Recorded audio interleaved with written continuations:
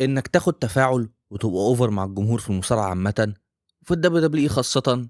طبعًا ده الهدف اللي بيخلّي المصارعين يصحوا ويصارعوا ويتعبوا ويجتهدوا كل يوم، وإن الجمهور يهتف باسمك ويبقى ليك متابعين، وإنك تبيع المنتجات بتاعتك ده الحلم، وفي النهاية توصل وتاخد دفعة، وتاخد وقت زيادة على التلفزيون، وتكسب حزام العالم أو أي حزام عامةً. بس في تناقض غريب في الWWE، إنك لمّا بتعمل الحاجة دي بنفسك، إنك تبقى over مع الجمهور بمجهودك الشخصي، بدون ما الWWE تسمح لك بده، سواء إنك تبقى over عن طريق السوشيال ميديا أو أي اجتهاد شخصي عامةً، ممكن الموضوع ده ما يعجبهمش، ممكن فريق الإبداع يتجاهلك أو كمان يدفنك، وده بالرغم من إن الWWE دايمًا بتقول للمصارعين إن هم يجيبوا آخرهم ويجتهدوا ويحاولوا، ودي حاجة إحنا شُفناها كتير هناك، مصارع بيعمل اللي بيتطلب منه وبيعمل اسم لنفسه عشان تيجي الشركة وتتجاهله. فهنا بيظهر السؤال، المصارع المفروض يعمل إيه؟ يستنى لمّا فريق الإبداع يفتكره، والّا يتعامل هو وممكن يتعاقب بعدها؟ ده اللي هنتكلم عنه في فيديو النهارده، إزاي الWWE بتقتلك لو نجحت غصبٍ عنهم. يالّا بينا. الWWE عندها تاريخ طويل في تجاهل المصارعين اللي بينجحوا أو بيجيبوا تفاعل من الجمهور بنفسهم، وأشهر مثال على الموضوع ده هو زاك رايدر. في سنة 2011 زاك رايدر كان مصارع جوبر وما كانش ليه خطط إطلاقًا، وما كانش بيظهر على التلفزيون، فزاك عمل برنامج بإمكانيات بسيطة على اليوتيوب. في البرنامج ده أظهر شخصيته للناس، وعرف يبني قاعدة جماهيرية حقيقية ليه، والناس فعلًا بدأت تهتف باسمه في القاعات، حتى ولو هو ما كانش بيظهر أصلًا. فالجمهور عمل دوره، وزاك رايدر عمل دوره برضه، بس الDWW لأ. زاك رايدر خد دفعة بسيطة وتحسها بالغصب كمان، وكسب حزام الUS في TLC 2011. For Ryder. Ziggler's in trouble. Zack Ryder. Rough Ryder. Oh no. Come on, Dolph. Come on, Dolph. Come on, Dolph. You gotta retain it. بس ما طولش بالحزام، قعد 29 يوم قبل ما يخسروا لجاك سواجر في عرض رو، وبعدها الDWE اتفننت في دفنه. كين مسكه عجن وضرب في وسط عداوته مع جون سينا، لدرجة إنه رماه من فوق الستيج وهو في كرسي متحرك. Oh my God. Look out. Look out. وصاحبته إيف توريس باست جون سينا قدامه لما سينا أنقذها من كين. نفس صاحبته دي اللي كانت سبب في إن هو يخسر فريقه ماتش تيم تيدي ضد تيم جوني في راس المانيا، وبعد الماتش تسيبه بإنها تديله تحت الحزام. وحتى لما كسبوه حزام القارات في 2016 في المنيا، Zack Ryder. Zack Ryder pushes Miz down. Zack Ryder's at the top of the ladder. No, Ryder's at the top of the ladder. Zack's got the title. Zack wins the championship. خسروه الحزام تاني يوم ضد ذا ميز.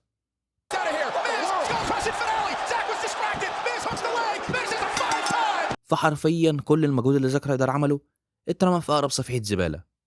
ومن المصارعين برضو اللي كانوا أوفر مع الجمهور كان روسيف بشخصية روسيف داي، اللي كانت جايبة تفاعل كبير من الجمهور في كل القاعات. بس الدبليو ما عملتش أي حاجة بالتفاعل ده، وفي النهاية خلت روسيف وإيدن إنجلش يخشوا في عداوة مع بعض، ومحدش استفاد حاجة. وفي برضو دانيال براين اللي حاولوا بكل الطرق إن هم يدفنوه وإن هم يقللوا تفاعل الجمهور معاه، بس هو وبمساعدة الجمهور عرف ينجح في الآخر، فممكن ما تحسبوش قوي. بس في الوقت الحالي أنا عندي مثالين على الموضوع ده، وهم كارين كروس وإل إي نايت. ممكن نايت هم اتعاملوا معاه بشكل أحسن بكتير من كروس، من حيث إن هو كسب حزام الUS مرتين ولعب في المنيا وكسب AJ ستايلز.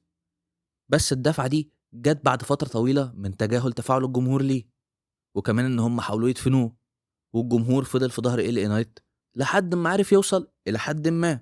واجه رومان رينز على الحزام، بس هل أنت كنت مصدق إن هو ممكن يكسب؟ لأ، ولا حتى بنسبة 1%.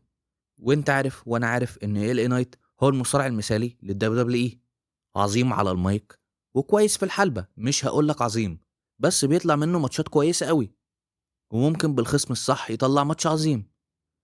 وحتى الفترتين بتوعه بحزام الولايات ما كانوش كفاية، لأن أول فترة خسر بشكل مفاجئ على إيد ناكامورا، اللي أنا كنت شايفه في وقتها قرار متخلف، لأن نايت كان عامل شغل كويس بالحزام على قد الإمكانيات المتاحة، وإن مصارعين الميد كارد في سماك داون كانوا على بعض 3 باين، وناكامورا كسب الحزام ونام بيه في البيت. واحنا عارفين ان ال اي نايت امكانياته تخليه بطل عالم مستريح، راجل كاريزما ومايك وكويس في الحلبة، وبيعرف يبيع كمان، الميرش بتاعه بيبيع طالما ده اللي الدبليو بتهتم بيه. ففكرة ان هو يشارك في 3 ماني ان ذا بانك ورا بعض وما كسبش منهم ولا واحد، دي حاجة مستفزة. بالذات لان واحد منهم راح على عداوه درو ماكنتاير وسي ام بانك اللي ما كانتش تستاهل اهدار الماني ان ذا بانك عليها. ده غير بتاعه السنه دي اللي سيث رولينز كسبها، اللي من وجهه نظري كنت شايف ان ال نايت يستاهلها. وعندنا كارين كروس. انا ما بحبش كارين كروس وما بقتنعش بيه، ده مبدئيا كده. بس الراجل بياخد تفاعل من الجمهور، هو ما تجددش عقده، والله اعلم ده حقيقه ولا سيناريو، بس هنعرف. بس الراجل حتى في غيابه الجمهور بيهتف باسمه، يعني هي مش مجرد زوبعة على النت وخلاص، لا ده في تفاعل حقيقي. وكان واحد من اكتر المصارعين اللي بيبيعوا ميرش في الشركه، وهو عارف يبني التفاعل ده بامكانيات قليله، لانه ما كانش بيظهر كتير على التلفزيون، وكان بيظهر في الكواليس في الظهر كده.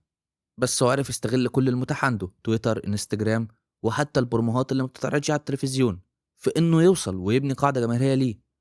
وزي ما قلت لك هو عارف بيهم يبقى واحد من اكتر الناس اللي بتبيع ميرش وبتجيب تفاعل. ومع ذلك الدبليو دبليو اي اتجاهلت ده خالص. دخلته في عداوه مع سامي زين، بس خسر العداوه في الاخر. مع ان على الورق كروس برضو مصارع مناسب للدبليو دبليو اي، حلو على المايك وعنده الدخله والحضور، وهو مقبول في الحلبه، مش ممتاز بس مقبول، اقل من نايت بس يعني مقبول بالنسبه للدبليو دبليو اي. وانا هنا مش بتكلم ان كروس يكسب حزام العالم، لا لا لا خالص، مفيش الكلام ده. انا بتكلم ان هو ياخد وقت ويكسب عداوات ونشوف هل هيطلع منه حاجه ولا لا، لان اكيد كروس مش اسوأ من جي اوسو يعني، واكيد في مصارعين تانيين احسن منه. بس انا بتكلم ان التجربه مش هتبقى بالضروره حاجه وحشه، لان كده كده المنتج في البلاله يعني. وان هو عرف يعمل شعبيه، فعدم استغلالها دي حاجه غريبه وغبيه في نفس الوقت. لان طالما هو عرف يبني قاعده جماهيريه ليه، زيه زي روسف وزي زاك رايدر، وفي الاخر يترفض، ده بيطرح سؤال: امال ايه المهم؟ طالما تفاعل الجمهور وبيع الميرش وان المصارع يبذل مجهود، كل ده مش مهم؟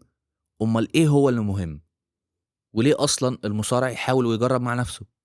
وهنا تيجي الحاجه المستفزه، ان الدبليو دبليو اي دايما بتقول للمصارعين ان هم لازم يبقوا مميزين ويظهروا، وان محدش يقدر ينكرهم.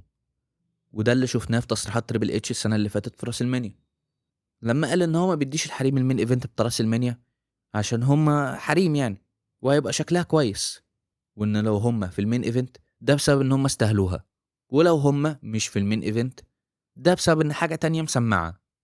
وده من الاخر هكس، اي كلام. لاننا شفنا كتير ان لما حد بينجح ويبقى اوفر مع الجمهور لوحده بدون موافقه فريق الابداع، ممكن يتجاهلوه بسبب ان اللي حصل ده مش فكرتهم، وده برضه هيخليهم مش عايزين الشخص ده ينجح. والدبليو دبليو اي عندها دايما ادمان انها تبقى المتحكمه في كل حاجه، ويحددوا مين اللي يبقى اوفر مع الجمهور ومين لا، وازاي يبقى اوفر مع الجمهور. وما بيحبوش المفاجآت، حتى ولو ان المفاجآت دي ان حد ينجح. عشان كده واحد زي كروس اللي يعتبر نجح مع نفسه تم تجاهله وما تكافئش. فالمصارعين المفروض يعملوا ايه؟ يستنوا لحد ما فريق الابداع يفتكرهم؟ لان ده مش مجرد اهدار لبوتنشال اي مصارع كويس، لا ده موت بالبطيء. لان الاحسن من ان هم يتركنوا وخلاص ان هم يجربوا يعملوا بروموهات بنفسهم، يجربوا يعملوا قاعده جماهيريه ليهم، ان هم يجربوا في العموم. ويمكن حد يقول لي يا عم انت فارق معاك الكلام ده ليه؟ الناس دي بتقبض وكله تمام، وهي مصارعه في الاخر. هقول له يعني لما المصارعين دول يحاولوا ويقدموا حاجه كويسه هنستفيد كلنا، وهنشوف منتج حلو وفي ابداع وحريه وحاجات جديده مش متوقعه. وان المصارعه زيها زي اي شغلانه، يعني تخيل انت في شغلك بتحاول وبتشتغل زياده وبتجتهد، والتطور ده زمايلك والعملاء بتوع الشركه بيلاحظوه. بس لما يجي وقت الزيادات او الترقيات محدش بيعبرك، لان كل اللي انت عملته ده مش فكرتهم، انت ما نجحتش بالطريقه اللي هم عايزينها. وده اللي كروس حاول يعمله، وفي النهايه زي ما انت شايف كده. فدي حاجه ممكن تبعت رساله محبطه لباقي المصارعين، ان المجهود مش كفايه، الموهبه مش كفايه، واننا لازم اللي نختارك. بس ان المصارع يبقى اوفر مع الجمهور بنفسه بشكل طبيعي، ده احسن حاجه، لان الجمهور بيبقى هو اللي اختار، مش اتفرض عليهم. بس في الاخر الدبليو دبليو اي بتخاف من الموضوع ده، وده اللي بيحط المصارعين في حته غريبه، اللي هو هل احاول بنفسي وممكن اتعاقب، ولا ما احاولش واتدفن؟ بس ايه اللي هيحصل لو في شركه بتتيح للمصارعين ان هم يجربوا ويبقى عندهم حريه، ويا ينجحوا يا يفشلوا بنفسهم؟ وده اللي هنعرفه في فيديو ليه اي دبليو هي ارض الفرص. بس انا عايز اعرف رايك في الفيديو ده الاول، وتتفق في ايه وتختلف في ايه، وفي ايه امثله تانية للمصارعين انا ما قلتهمش نجحوا غصب عن الدبليو دبليو اي بس الدبليو دبليو اي قتلته. وما تنساش لو هو كلام ادي لايك وسبسكرايب وسيب رايك زي محتوى ورايك في الفيديو، والسلام عليكم.